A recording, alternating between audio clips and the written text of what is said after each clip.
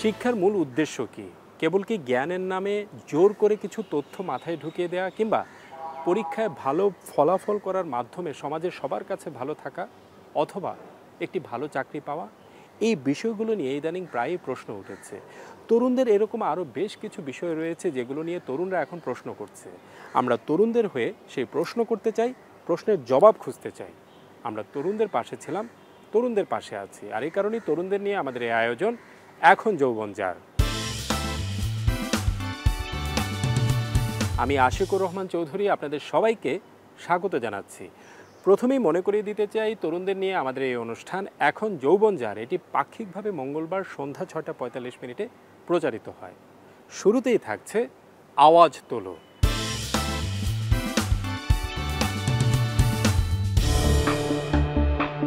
মানে আপনার সন্দেহভাজন আছে? আচ্ছা, সন্দেহভাজনের সঙ্গে কি আপনার কোনো সম্পর্ক ছিল? আচ্ছা, আপনারা কি কোনো ব্যবস্থা নিয়েছেন?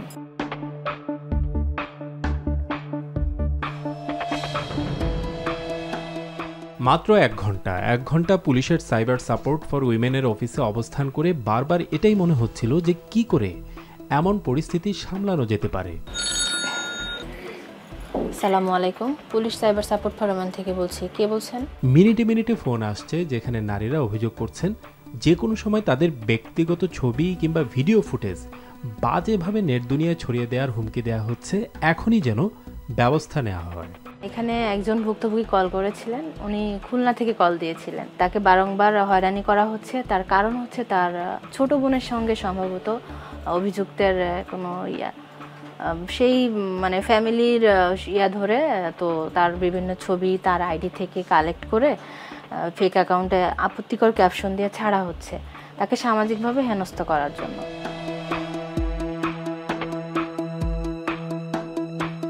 নারীর সাথে ঘটে যাওয়া এসব সাইবার অপরাধের বিষয়ে কখনো অভিযোগ আসে ফোনে, আবার কখনো ভার্চুয়াল নানা মাধ্যমে। রিসেন্ট একটা ফোন এসছে, খুব কম বয়সী একটা মেয়ে, 20 বছর বয়সের একটা মেয়ে, সে ফোন করেছে। তার একটা সম্পর্ক ছিল, তো সেই সম্পর্কের জের ধরে সামহাও তাদের মাঝে বনিবনা না হতে তাদের মাঝে আর সম্পর্কটা টেকে না। তো যখন থেকে তাদের সম্পর্কের বিচ্ছেদ ঘটে তখন থেকে তার বয়ফ্রেন্ড তার আবার ফেসবুক আইডিটা হ্যাক করে ফেলে।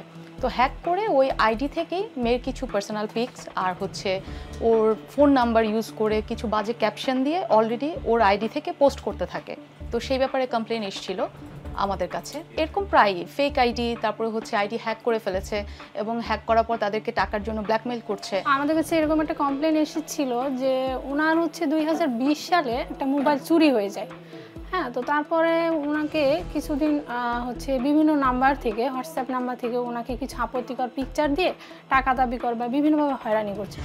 একটু ভেবে দেখুন, একজন নারীকে যদি সব সময় এই চিন্তার মধ্যে থাকতে হয় যে তার কোনো ব্যক্তিগত ছবি কিংবা ভিডিও ফুটেজ নেট দুনিয়ায় খুব বাজেভাবে ছড়িয়ে দেওয়া হতে পারে, তাহলে ওই নারীর মানসিক অবস্থা কী হতে পারে? পুলিশ সাইবার সাপোর্ট ফর উইমেনের ঊর্ধ্বতন কর্মকর্তারা বলছেন, তারা যে অভিযোগগুলো পান সেটা খুব ছোট একটি অংশ। বেশিরভাগ ক্ষেত্রে নারীরা তাদের সাথে ঘটে যাওয়া সাইবার অপরাধের ব্যাপারে অভিযোগ করেন না, মামলা করা সেটা তো অনেক পরের ব্যাপার। আরও অবাক করার তথ্য হলো, যারা এই ধরনের অপরাধের সাথে যুক্ত তারা কোনো না কোনোভাবে নারীর সাথে পূর্ব পরিচিত কিংবা এক সময়ের খুব কাছের মানুষ।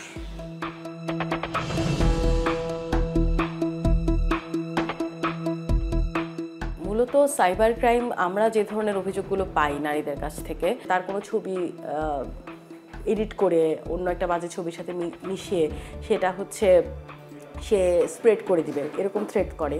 আবার এটাও হতে পারে যে তার ভিকটিমের সাধারণ কোনো মানে কমিউনিকেশন ছিল ভিকটিমের সাথে অফেন্ডারের, সেটা পার্সোনাল কমিউনিকেশন, সেই কারণে হয়তো তার কোনো পার্সোনাল কোনো কন্টেন্ট, সেটা ছবি হতে পারে, তার পার্সোনাল তথ্য হতে পারে, তো ভিডিও হতে পারে, তার কাছে রয়েছে, তিনি সেটা স্প্রেড করছেন বা স্প্রেড করার হুমকি দিচ্ছেন। বেশিরভাগ পরিচিত জনরাই করছে এবং আমাদের কাছে যে অভিযোগগুলো আসে তার বেশিরভাগই হয় যেটা যে somehow intimate personal relationship, somehow সেটা বয়ফ্রেন্ড হতে পারে, সেটা হাজব্যান্ড হতে পারে, যেমন এক্স হাজব্যান্ডও করে।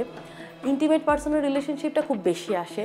এর বাইরে যেটা আসে, যে প্রতিহিংসা থেকে আসে, সেটা হয়তো তার সাথে খুব ভালো বন্ধুত্ব ছিল কিন্তু সে সামহাও তার সাথে ইন্টিমেট পার্সোনাল রিলেশনশিপে যেতে রাজি হয়নি, সেই কারণে হয়। আমরা প্রায় সময় এই ধরনের অভিযোগগুলো পাই যে হয়তো এমন অভিযোগ যে ভুক্তভোগী যিনি সামাজিক যোগাযোগ মাধ্যম ব্যবহার করছেন অল্প কিছুদিনের মধ্যেই তার কোনো একটা আইডি বা কোনো একটা ব্যক্তির সাথে পরিচয় হচ্ছে। খুব অল্প সময়ে কথাবার্তার অন্তরঙ্গ পর্যায়ে হয়তো ব্যক্তিগত তথ্য বা ছবি বা এমন কোনো তথ্য আদান প্রদান করছেন এবং যেটা দিয়ে হয়তো খুব সহজে তাকে পরবর্তীতে ব্ল্যাকমেল করা হচ্ছে।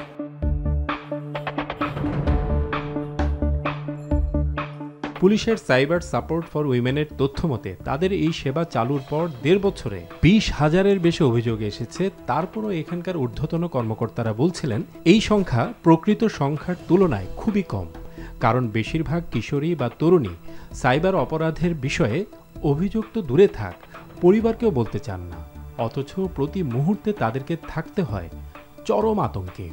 সাইবার অপরাধের একটা অ্যাডভান্টেজ হচ্ছে যে নিজেকে আড়াল করে অপরাধটা করা যায় এবং সে তার সবচেয়ে খারাপ মূর্তিটুকু কিন্তু সাইবার ওয়ার্ল্ডে প্রদর্শন করতে পারে।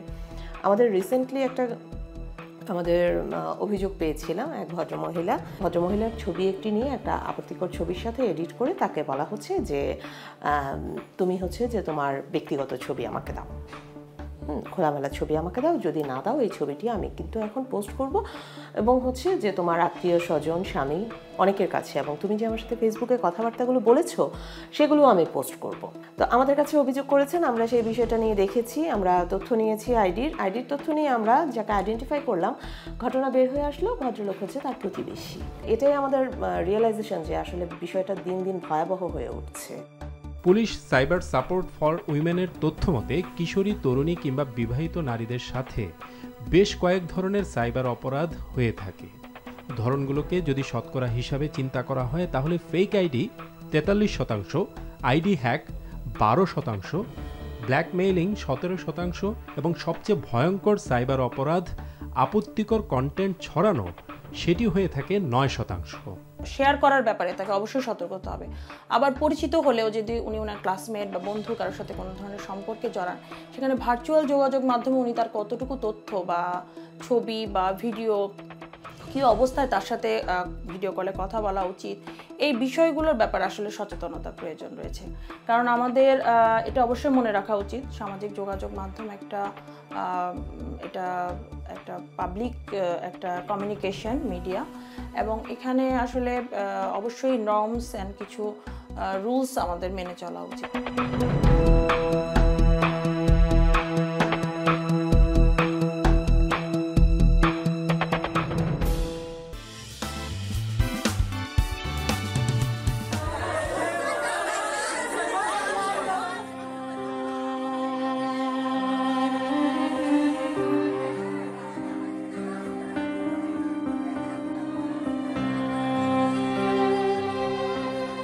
ঘটনাটি নরসিংদীর শিবপুরে। প্রতিদিনের মতো সেখানকার সরকারি পাইলট স্কুলে আসে 8ম শ্রেণীর ছাত্রী প্রভা।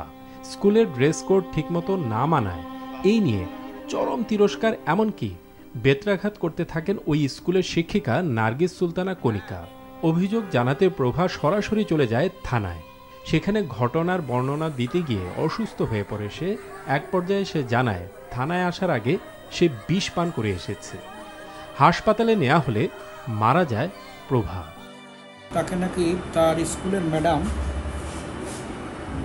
আগে পরেও মারপিট করেছে এবং অদ্য তাকে মারপিট করেছে, যে কারণে সে শিবপুর বাজার থেকে বিষ কিনে খেয়েছে এবং সে আরও বলে যে যদি আমার এই বিষ পান করার ফলে মৃত্যু হয় তার জন্যই ওই ম্যাডাম দায়ী থাকবে। প্রভা যে ঘটনাটি ঘটিয়েছে সেটি কোনোভাবেই তার উচিত হয়নি, কোনোভাবেই এটি মেনে নেওয়া যায় না। তবে প্রভার সাথে তার শিক্ষিকা যে আচরণ করেছেন সেটি কি কোনোভাবে মেনে নেওয়া যায়? একদিকে শিক্ষকদের নির্মম আচরণ, অন্যদিকে শিক্ষা ব্যবস্থা, এই দুয়ের মানসিক চাপে শিক্ষার্থীদের অবস্থা যে কতটা করুণ হচ্ছে সেটা কিন্তু প্রায় সময়ই আমরা জানি না। এই ধরনের ঘটনা কেবল যে প্রভার সাথে ঘটছে তা কিন্তু নয়, আরও বেশ কিছু নির্মম বাস্তবতা আমরা খুঁজে পেয়েছি তরুণদের কিছু গবেষণায়।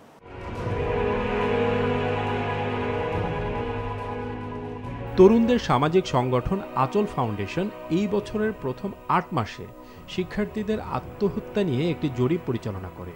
এতে স্কুল শিক্ষার্থীদের তথ্য রীতিমতো আতঙ্কজনক। 8 মাসের একটা রিসার্চে উঠে এসেছে স্কুল শিক্ষার্থী আত্মহত্যা করেছে 235 জন।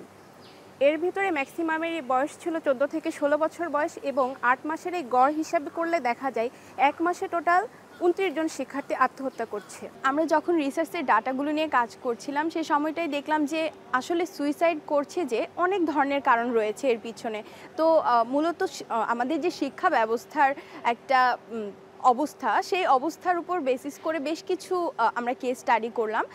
সেখানে দেখলাম যে হচ্ছে তাদেরকে পারিবারিকভাবে হচ্ছে পড়াশোনার জন্য অনেক বেশি চাপ দেওয়া হচ্ছে, স্কুল থেকে চাপ দেওয়া হচ্ছে, এমনকি অনেকে কোচিং করার জন্য বা স্যারদের কাছে প্রাইভেট পড়ার জন্য হচ্ছে তাদেরকে চাপগুলো দেওয়া হচ্ছে শিক্ষা প্রতিষ্ঠান থেকে। এছাড়া আরও বেশ কিছু ডাটা আমরা অ্যানালাইসিস করে দেখেছি যে রেজাল্টের যে খারাপ হওয়া বা অকৃতকার্য হওয়া এরকম অনেক আছে। এসএসসি ইন্টার লেভেলের যারা রয়েছে এই ধরনের শিক্ষার্থীরা তাদের কাঙ্ক্ষিত ফলাফল না পাওয়ার কারণে হচ্ছে তারা সুইসাইডের দিকে ধাবিত হচ্ছে। অপমান অপদস্থটা করা হয় সেখান থেকে অনেক স্টুডেন্ট কি করে আত্মহত্যার দিকে ঝুঁকে পড়ে। কারণ হচ্ছে কি যখন তাদেরকে টিচাররা ডাকার পরে যখন ফ্যামিলি আসে, ফ্যামিলির সামনেও তাদেরকে অপমান করা হয়, যার কারণে তারা সেই প্রেশারটা নিতে পারে না। একদিকে যেমন একাডেমিক প্রেশারটা আছে, পাশাপাশি হচ্ছে কি তাদের ফ্যামিলির সামনে তাকে একটা অপমান করা।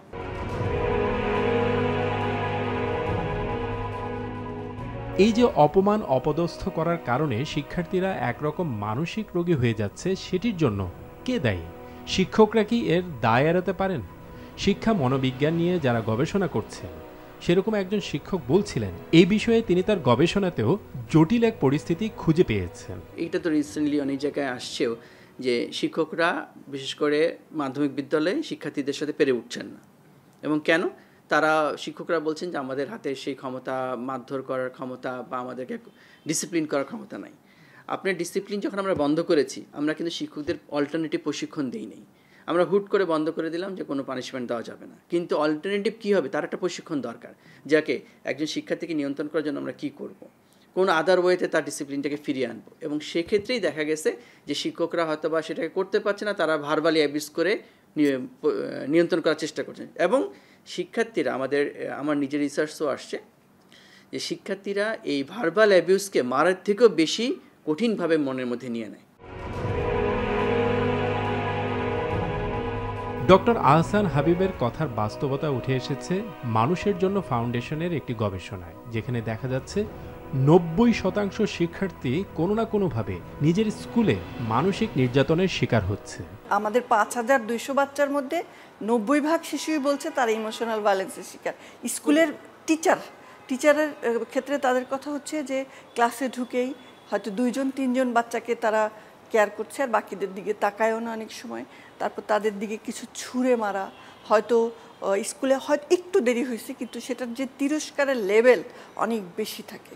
তারপর সকলের সামনে পানিশমেন্ট দেওয়া, এগুলোকে তারা মানসিক নির্যাতনের কথা বলেছে। তারপরে ইভেন তারা বলেছে যে ক্লাস ওয়ার্ক সেখানে হয়তো 2টা বড় বড় জিরো দিয়ে এরকম ছুঁড়ে দিয়ে দিল, এটা ওরা অনেক বেশি লজ্জা পায় এটাতে।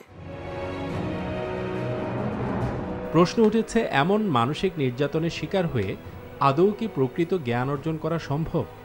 বিষয়টির সাথে যেহেতু ছাত্র শিক্ষকদের মনস্তত্ত্ব যুক্ত, তাই এই নিয়ে সবশেষ কথা হয় দুজন সিনিয়র মনোবিজ্ঞানীর সাথে। একটা শিশুর যখন বিকাশ হয় এক এক বয়সে তার নিজস্ব যে বিকাশগত যে প্রক্রিয়া তাতে তার কিছু ক্রাইসিস থাকে, কিছু চ্যালেঞ্জ থাকে।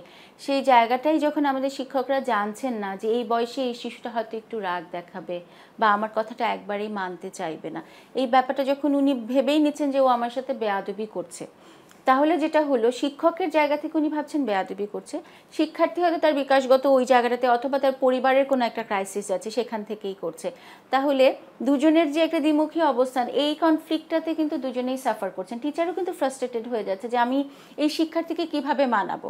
আগে হয়তো মারের ভয়ে শিক্ষার্থী পড়া করে নিয়ে আসছে বা সবসময় ভয় পাচ্ছে, এখন যেহেতু বলা হয়েছে ঢালাওভাবে যে মারা যাবে না, তাহলে আমি কিভাবে তাদের সাথে কমিউনিকেট করব ফাংশনাল ওয়েতে যেন আমার শিক্ষার্থী আমাকে বুঝতে পারে। সেই জায়গাটাতে একটু গ্যাপ আছে বা তাদেরকে ওই শিক্ষকদেরকে এই জায়গাটাতে কিছুটা ট্রেইনড আপ করার ব্যাপার আছে। আমাদের দেশে স্কুলগুলো একটা প্রবণতা আছে যে তারা 100% মানে পাস করেছে দেখাবে এবং পারলে সবাই জিপিএ 5 পেয়েছে, লম্বা একটা সারি ধরে ছবি তুলবে। কিন্তু এখানে কিছু অসহায় বাচ্চা ছিল যারা টেস্ট এবং প্রি টেস্ট পরীক্ষার সময় আউট, এদের খবরটা কে নেবে?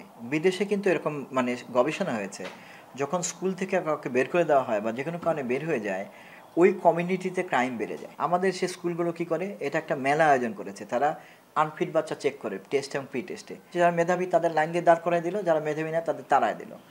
তাড়ায় দিলে আপনি স্কুলটা কেন করলেন? ওদের তো তাড়াতে পারেন না আপনি।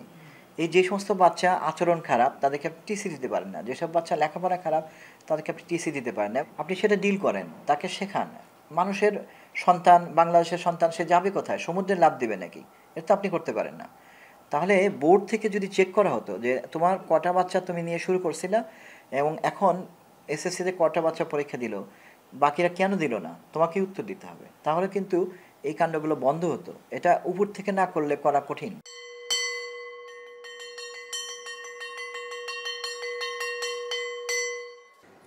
এই পর্যায়ে থাকছে আমার চেষ্টা।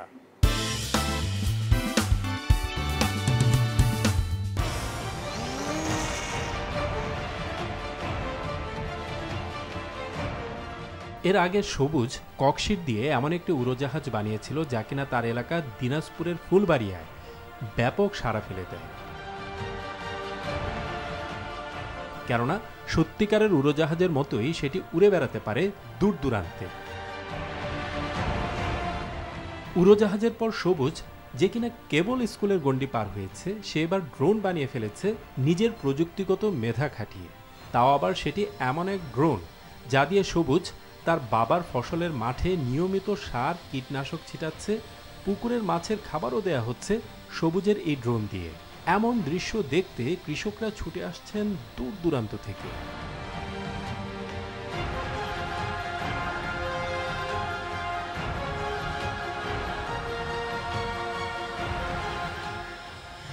এখানে বেশ কিছু গুরুত্বপূর্ণ ইঙ্গিত কিন্তু আমরা খুঁজে পাচ্ছি।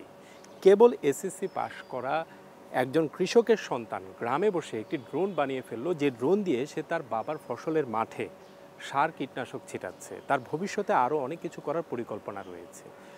তবে এখানে সবচাইতে গুরুত্বপূর্ণ যে ইঙ্গিত আমরা পাচ্ছি তা হলো গ্রামের তরুণ কৃষকরা প্রযুক্তি দিয়ে কৃষিকে শিল্পের পর্যায়ে নিয়ে যাওয়ার জন্য প্রস্তুত হয়ে আছেন।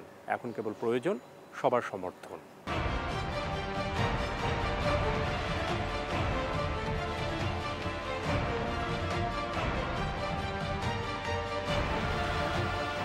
আমি যেহেতু একজন কৃষকের ছেলে, আমি জানি যে কৃষিকাজে অনেক পরিশ্রম করতে হয় এবং কৃষিকাজ করতে গেলে অনেক সময়ও ব্যয় হয়। তো সেই বিষয়গুলো মাথায় রেখে আমি একটা ড্রোন তৈরি করার সিদ্ধান্ত নেই যে কৃষিকাজের জন্য একটা যন্ত্র তৈরি করব।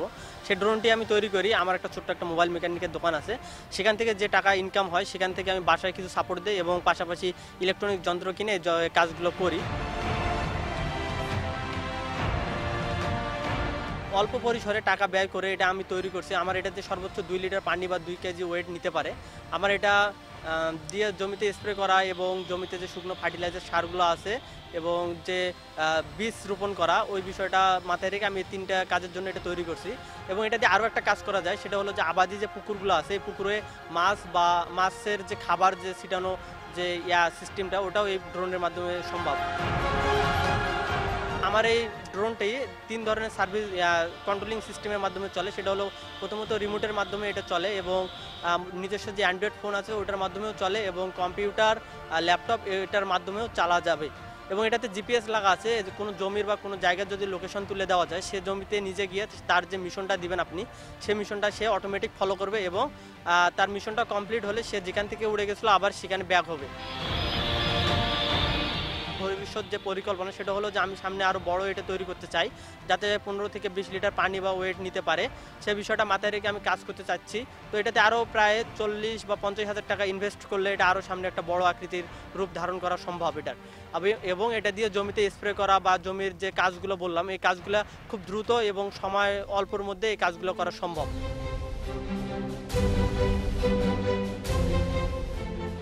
গ্রামের ছেলে সবুজ নিজে নিজে ড্রোন বানিয়েছেন।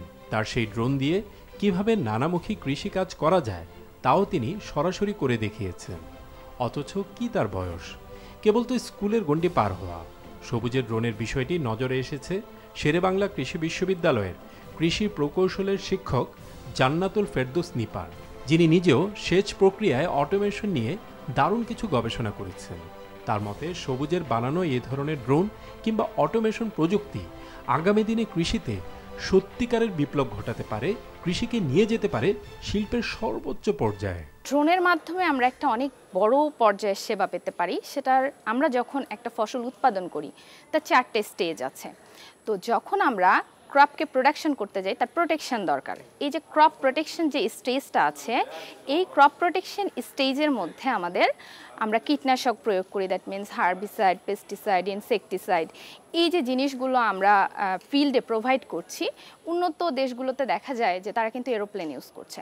সো আমরা কিন্তু এখানে বিভিন্ন সাইজের ড্রোন বানাতে পারি এবং এগুলো খুব ইজিলি আমরা ফিল্ডে কিন্তু অ্যাপ্লাই করতে পারছি।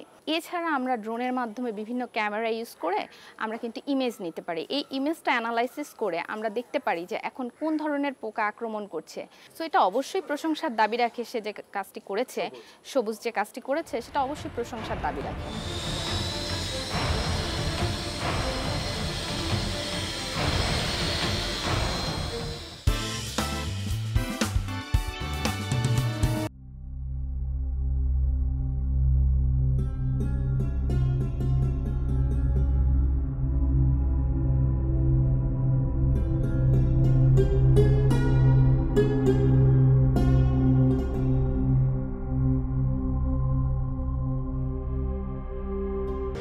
ছাত্র জীবনে আমাদের কত না স্বপ্ন থাকে সমাজের জন্য ভালো কিছু করার, কিন্তু এক সময় সেই স্বপ্নগুলো মরে যেতে থাকে যখন ক্যারিয়ার নিয়ে অতিমাত্রায় চিন্তা করতে হয়। তারপরও কেউ কেউ তাদের স্বপ্নগুলোকে বাঁচিয়ে রাখেন। যেমন একজন সাদিয়া, তিনি ঠিকই কিন্তু তার স্বপ্নকে বাঁচিয়ে রেখেছেন। তিনি তার উচ্চশিক্ষা শেষ করে ছুটে গেছেন সিলেটের সেই প্রত্যন্ত চা বাগান এলাকায়। চা বাগানের পিছিয়ে থাকা শিশুদেরকে নিয়ে তিনি কাজ করছেন। তার টার্গেট, যারা স্বপ্ন দেখতে পারে না তারা যেন স্বপ্ন দেখতে পারে, তাদের সম্ভাবনাগুলোকে কাজে লাগাতে পারে। আর এই নিয়ে তিনি একটি ভিন্নধর্মী কনসেপ্টও দাঁড় করিয়েছেন, যে কনসেপ্ট তার স্বপ্ন পূরণে আশা জাগাচ্ছে।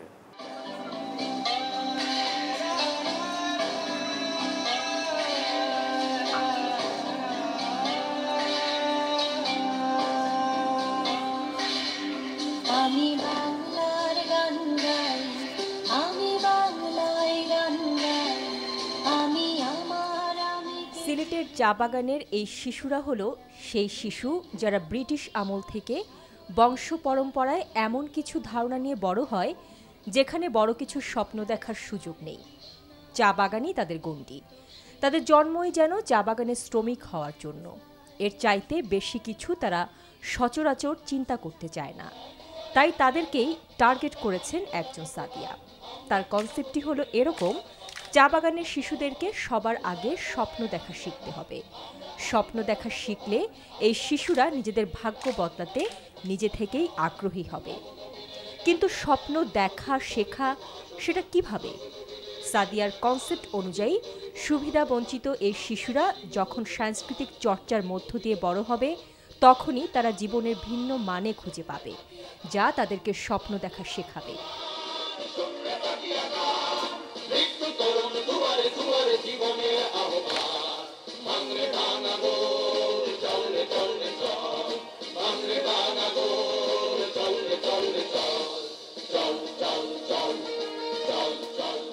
যেহেতু আমি যে সাংস্কৃতিক বিদ্যালয় পরিচালনা করি, এখানে গানটা কি আসলে মানে যে বিশুদ্ধ সঙ্গীতের চর্চা, সংস্কৃতির চর্চা মানুষকে একটা অন্যরকম একটা ভাবনা স্তরে নিয়ে যায়।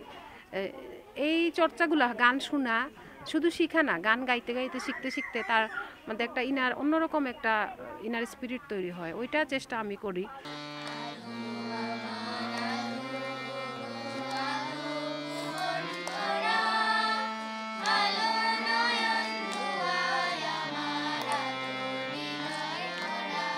উষা নামের যে ভিন্নধর্মী সাংস্কৃতিক বিদ্যালয়টি সাদিয়া সিলেটের চা বাগান এলাকায় চালু করেছেন, সেখানে ইতিমধ্যেই যোগ দিয়েছেন তার কয়েকজন সহযোদ্ধা, যাদের কার্যক্রমই বলে দেয় এখনও কিছু মানুষ আছে যারা গতানুগতিক জীবনের স্বার্থপরতার ঊর্ধ্বে উঠে ভিন্নভাবে চিন্তা করতে পারে।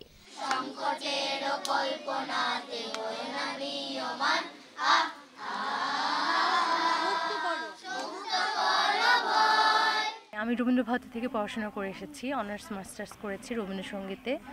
তো আমি চাইলাম যে 1 ঘন্টা সপ্তাহে ওদেরকে সময়টা দেয়াই যায়। আর ওদের অনেক আগ্রহ গান শেখাতে, ওদের অনেক প্রতিবন্ধকতার পরও হচ্ছে ওদের 1 ঘন্টা একটু আমাদের সাথে সময় কাটায়, পরিবেশের সাথে সময় কাটায়, এটা অনেক ভালো। আর ভালো লাগে, ওদের থেকে আমি ইন্সপায়ার্ড হই। আমরাও জানতাম না যে এই বাগানের বাচ্চাদের ভিতরে এতটুকু ট্যালেন্ট আছে।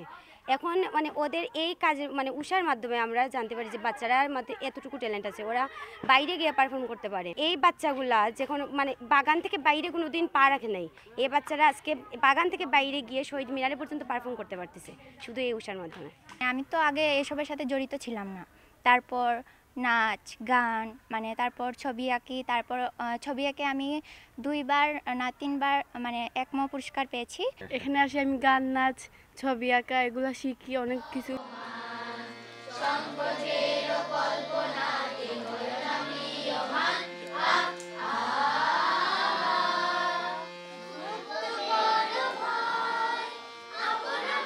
উষা মূলত আমার একটা মানে ড্রিম কনসেপ্ট। আমার সব সময় ইচ্ছা ছিল যে লেখাপড়া শেষ করে জীবনে এমন একটা কিছু করব যেটার ভাবনাটা আমার হবে এবং আমি নিজে এই পুরা ডিজাইনটা করব, মানে আমি যে কাজটা করব। এবং অবশ্যই আমার ভাবনায় শিশুরা ছিল, আমি শিশুদের জন্য কিছু করতে চেয়েছি। কারণ আমি দেখেছি যে অনেক শিশুদের অনেক প্রতিভা থাকা সত্ত্বেও শুধু সুযোগ বা একটা প্ল্যাটফর্ম না থাকার জন্য তারা জীবনে কিছু হতে পারে না। আমার জীবনে আমি খুব গ্রামের একটা স্কুলে পড়েছি এবং আমার সহপাঠীদের মধ্যে অনেককেই দেখেছি যে তাদের আসলে তাদের জীবনের কোনো লক্ষ্য নাই, তাদের কোনো স্বপ্ন নাই।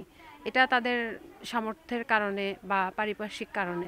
তো এইসব আমাকে খুব কষ্ট দিত এবং আমি চিন্তা করতাম যে যদি আমি কোনো জীবনে সুযোগ পাই তা আমি এদের মানে শিশুদের জন্য কিছু করব। এই যে ছোট ছোট বাচ্চারা, এই যে চা বাগানের শিশুরা বা শহর থেকে আসে, এদের মাঝে আসলে আমি আমার যে শৈশবের প্রাইমারি স্কুলে যখন পড়েছি তো তখনকার যে আমাদের ঝরে পড়া যে সহপাঠী, ওদের চেহারাই দেখতে পাই। তারাও কেউ কেউ অনেক কিছু হতে পারতো কিন্তু হয়ে ওঠা হয়নি। তো এই জন্য আর কি এইখান থেকেই উষার ভাবনা।